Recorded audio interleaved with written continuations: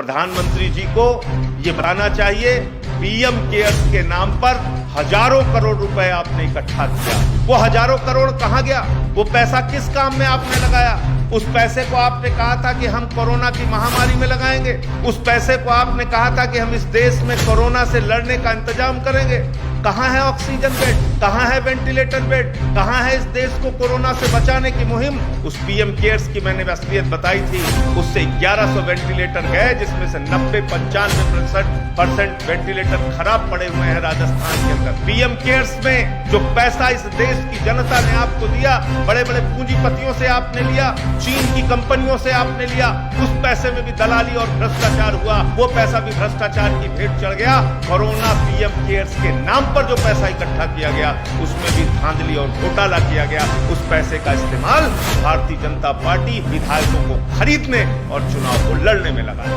आपने 10-10 करोड़ रुपए 2 साल की सांसद निधि काट ली सांसदों की, जो उनके क्षेत्र के विकास के लिए थी। वो 10-10 करोड़ रुपए कहां खर्च किया प्रधानमंत्री जी आपने? 8000 करोड़ रुपए का हवाई जहाज खरीद लेते हैं आप अपने लिए, लेकिन इस देश की जनता के लिए एक ऑक्सीजन का सिलेंडर और वेंटिलेटर उसके लिए नसीब नहीं है।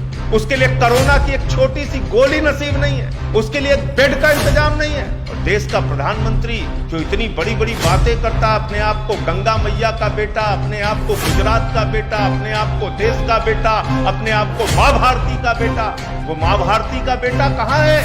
हजारों लोगों को मरता हुआ छोड़ के, देश को मरता हुआ छोड़ के बंगाल के चुनाव में व्यस्त है। आज देश आपसे सवाल पूछ रहा है, प्रधानमंत्री जी, आपने 6 करोड़ वैक्सीन 84 देशों को क्यों बांट दी ऐसे समय में जब देश की जनता मर रही है? इस देश के लोगों का टीकाकरण कराना जरूरी था। मजदूरों का, रिक्शे वालों का, किसान का, जो रोजमर्रा की जिंदगी में दिन भर मेहनत करते हैं, खून पसीना बहाते हैं, अपनी जिंदगी बड़ी मुश्किल से चलाते हैं, आपको उनका वैक्सीनेशन कराना था, उनका टीकाकरण कराना था। आप पाकिस्तान का टीकाकरण करा रहे हैं, आप कनाडा का टीकाकरण करा रहे हैं, आप पूरी दुनिया का टीकाकरण करा रहे हैं, और हिंदुस्तान की जनता आज शमशान में लाशों की कतारें लगाकर इंतजार कर रही है। यह है हकीकत, यह है असली चेहरा आपका। और अब तक हर बार इस देश की जनता ने आपको बेनिफिट ऑफ डाउट दिया। आपने नोटबंदी कर दी, पूरे देश में त्राई हुई। जनता ने कहा ठीक है, नीयत साफ रही होगी, तरीका गलत था, कुछ भी कह के आपको माफ किया।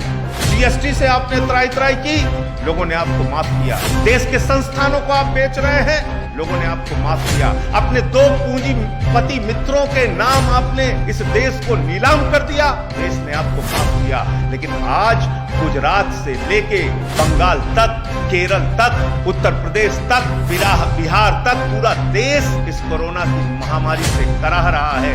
शमशानों में लाशें बिछी हुई हैं, और आज इस देश को अनाथ छोड़ के, आइसोलेशन में छोड़ के आप बंगाल के चुनाव प्रचार में लगे।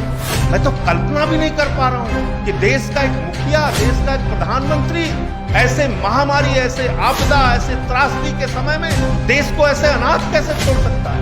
मैं तो कल्पना नहीं कर पा रहा हूं कि सूरत से जो तस्वीरें आ रही हैं, अहमदाबाद से जो तस्वीरें आ रही हैं, उत्तर प्रदेश के लखनऊ से जो तस्वीरें आ रही हैं, वाराणसी के हरिश्चंद्र घाट से जो तस्वीरें आ रही हैं, उसको देखकर कोई देश का प्रधानमंत्री अपना मुंह कैसे मोड़े?